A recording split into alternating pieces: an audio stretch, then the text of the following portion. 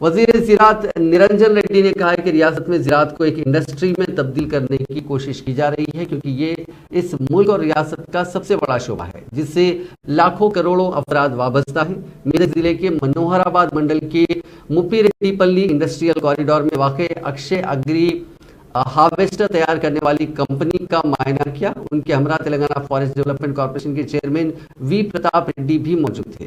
वज़ीर ज़राअत ने इस कंपनी में ज़राअत से मुतालिक तैयार किए जाने वाली मशीनों और आलात का तफसीली मुशाहिदा किया। बाद मीडिया से खिताब करते हुए निरंजन रेड्डी ने कहा कि दुनिया में इंतहाई असरी टेक्नोलॉजी की मदद से तेलंगाना में ज़राअत की सरगर्मियों को अंजाम दिया जा रहा है। KCR हुकूमत किसानों की तरक्की और बहबूद के लिए कई इक़दाम कर रही है।